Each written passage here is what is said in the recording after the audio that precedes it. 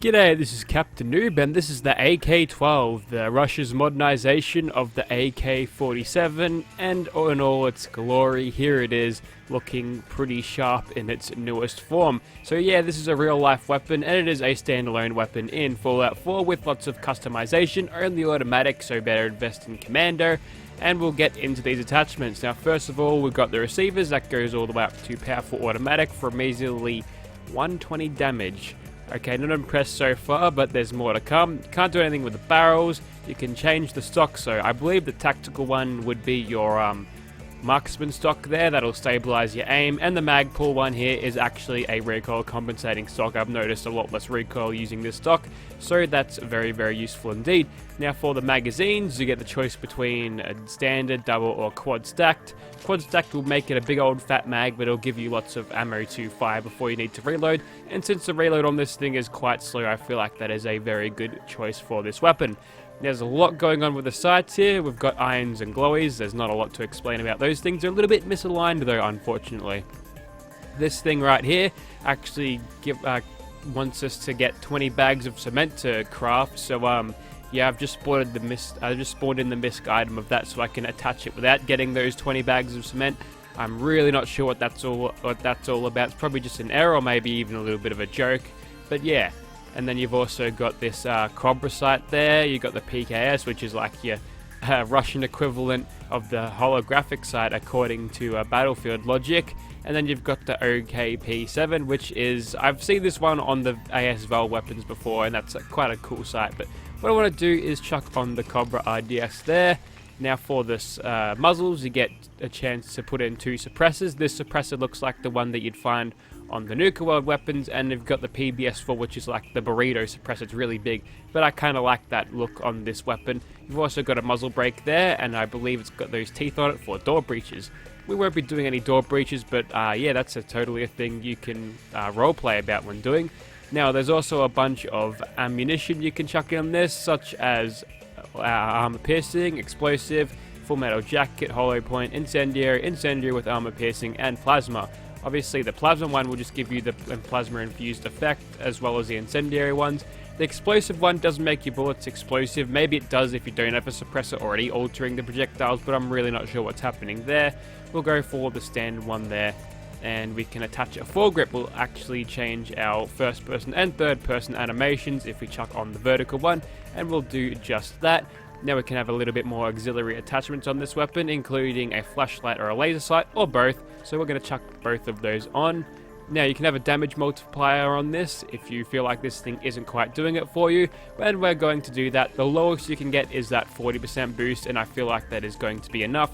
203 damage is probably pushing it a little bit, but it's better than what it was before. Now you can chuck on skins on this, and I'll just briefly scroll through them. I kind of like this one the best. Makes it look nice and lore friendly since it's a little bit beaten up. Not sure how these things exist in the Fallout universe. Maybe they were invented at some time. And of course a legendary effect is there if you need it, but at 203 damage we probably won't. And there's also a Nerf gun variant of this, painted up like a Nerf gun. It does a whole lot more damage, however, so that's kind of interesting.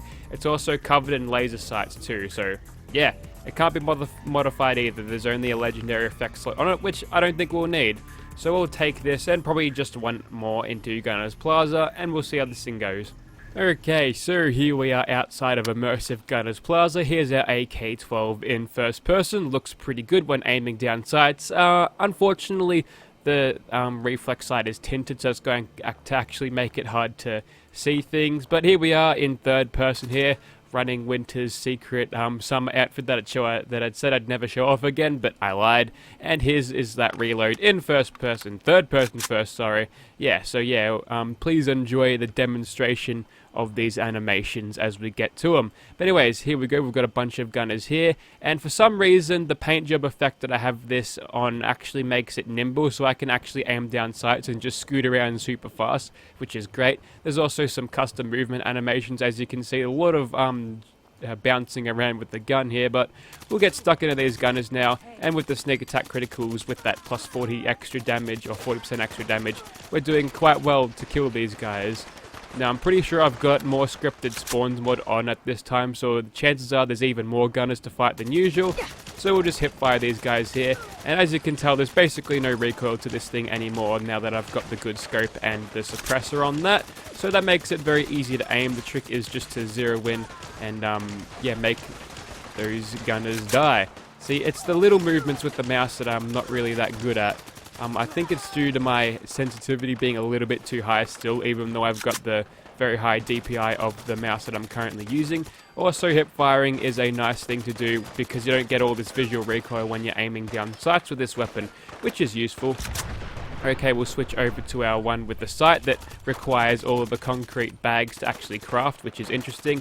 As you can tell, the rattling around the sight is even worse on that. We've also got the angled grip on this, which unfortunately in third person doesn't change your animations to it, but at least we're not hover-handing the thing. That's pretty good. Okay, so taking out these gunners here, it's pretty easy when you've got things all nice and sneaky, and I think that's the way we want to keep this, just so we can kill these guys at a fairly good pace, because we are pretty much knocking them down as fast as they can run up to us. That's a Creation Club gunner with a Gauss rifle, and ooh, a little bit hard to target track here. So I should probably address the elephant in the room right now. Obviously, E3 came and went, and yeah, Bethesda did all their things on Fallout 76, and more answers to that game have been revealed, which is great. Also, I'm not getting sneak attack crits anymore, probably because her mates there are aggro, because I saw a bunch of numbers over there. Possibly a blood bug has shown up and has decided to make a mess of these gunners. Okay, we're getting sneak attack crits again. And what have we got up here? It's a lot easier to aim through this particular sight here simply because it's not tinted. We get a little bit more benefit out of this since it doesn't interfere with our night vision that we get whilst sneaking in the dark, which is great. One shot of that gunner there, and looks like there's another ghoul over there is going to get shot at. So let's take a look at this thing in VATS. Not the most accurate thing in VATS, but once you can zero in, concentrated fire will help us out quite a bit. We'll switch back over to our one with the Cobra sight. Hopefully we can get a little bit more accuracy out of this. We'll throw a crit at him. Not going too great there, didn't get those sneak attack criticals. That's probably why we're only doing 100 damage apiece, but whatever. I think that's a ghoul over there. Yep, that's definitely the ghoul that's causing me trouble, so you get a crit to the face. Hopefully that'll end him. There we go. Alright, now we go back to sneak attack critsville, and we'll finish off the rest of these gunners, hopefully in a timely manner. See, look at that hip fire you can get with it. You don't even have to aim down sights. And with the lack of recoil on this thing, I'm not even controlling it. The upwards drift is that slow that it's incredibly easy to actually shoot at what you're shooting at. Even more so than aiming down sights, which is kind of odd, but whatever.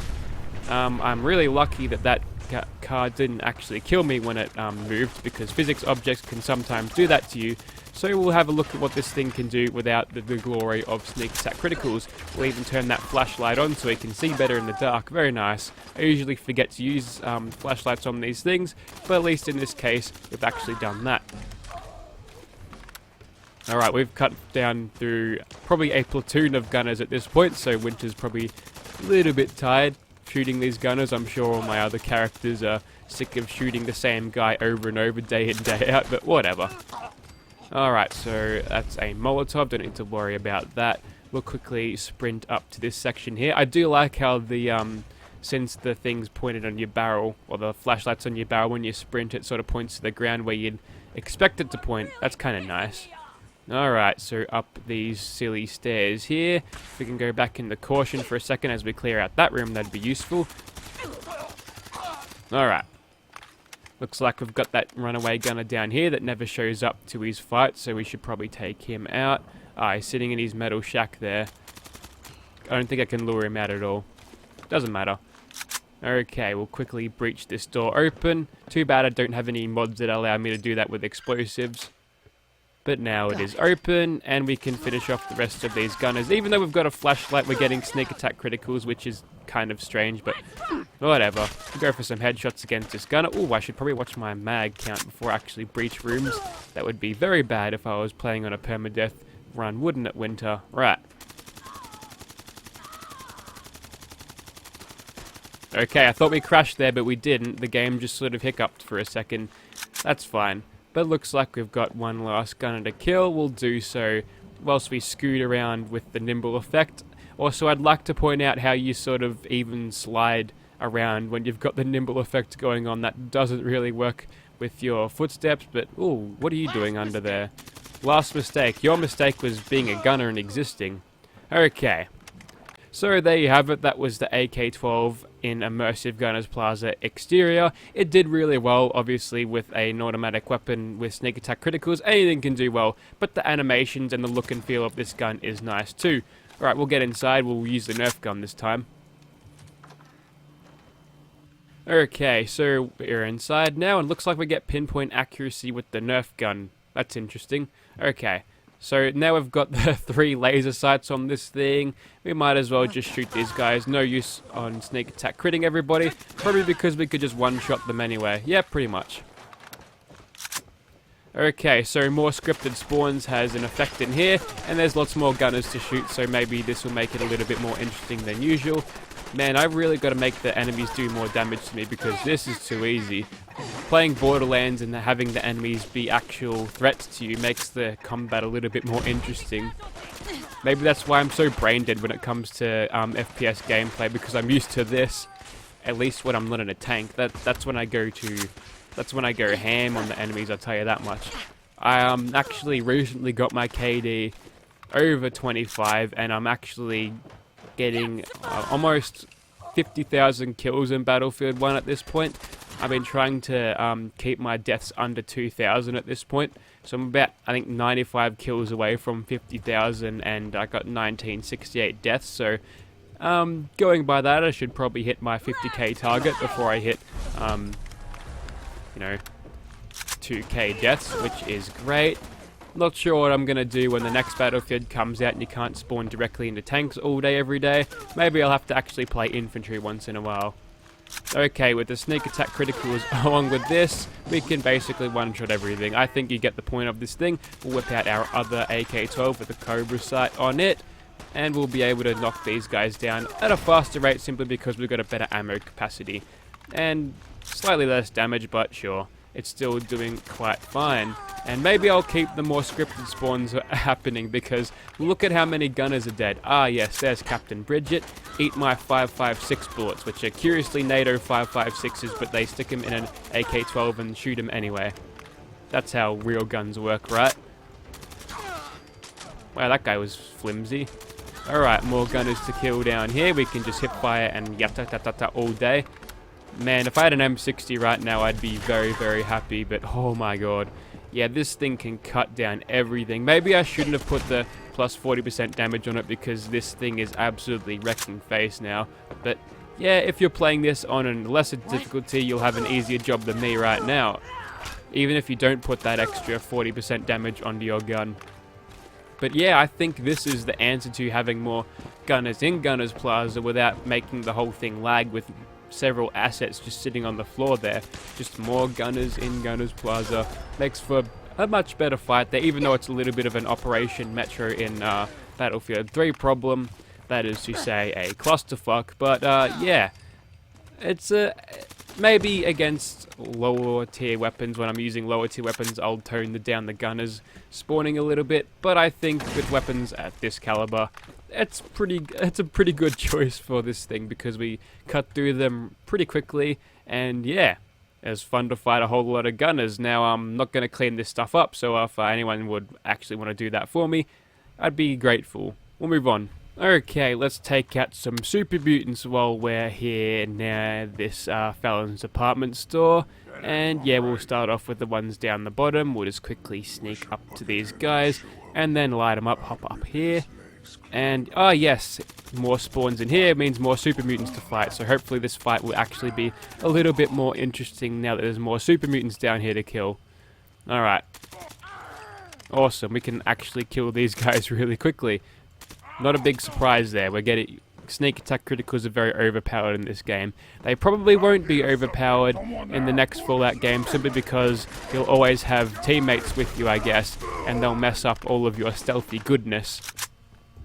Although, having Fallout 76 is a good way to play with subscribers, so, you know, that's something I could do. That's something I'm looking forward to actually being able to do. And I'll probably play this on PC, so if you're not on PC, then get it on PC if you want to play with me. Alright. Down you go, Mr. Super Mutant Butcher. I'm not too keen if Fallout 76 has no local saves though, because I want to use some face ripper assets, assuming they work from Fallout 4, to actually port all of my current companion characters into Fallout 76. Although I'm guessing I only get that one character, and we'll have to go from there. But I'm not sure how it's going to work. If progress is always tied to an online server, that means it's, I don't know, I'm not sure. I really hope you can have your own private server where you can play it on your own though, but I'm guessing the lack of NPCs around will probably make it a little bit dull, so that's probably why they want you to always play it online. I'm also running low on the good old 5.56 rounds at this point, so I should probably get to headshotting these guys just so I can get better efficiency and damage out of my bullets. Okay, we're below 400 at this point. Hopefully we can get ourselves... Maybe I should loot their bodies for more 5.56s. Oh my god, every super mutant and their mother's coming down here. Also, speaking of super mutants, I saw them appear in the trailer. Someone at Bethesda is going to get an angry letter sent to them from I guess a Fallout fan who's disgruntled that Bethesda would retcon their 20-year lore.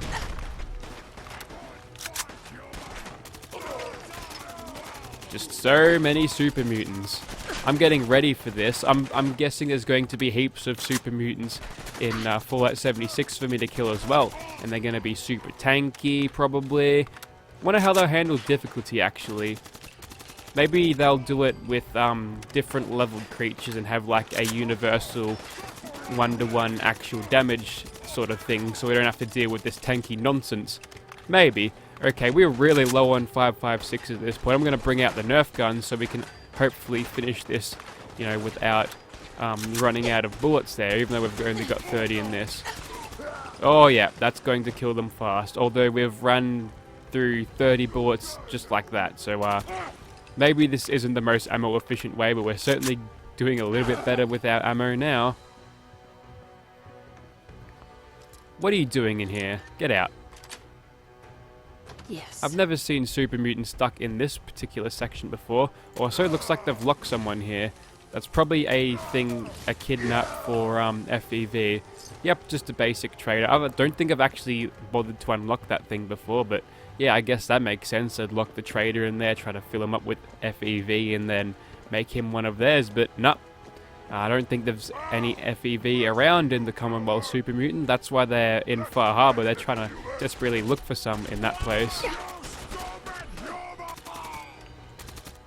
He called me a stupid human, so I shot him first. Okay, that is the AK-12 in Fallon's department store with additional super mutant spawns. If I had a little bit more time, I think I've wasted...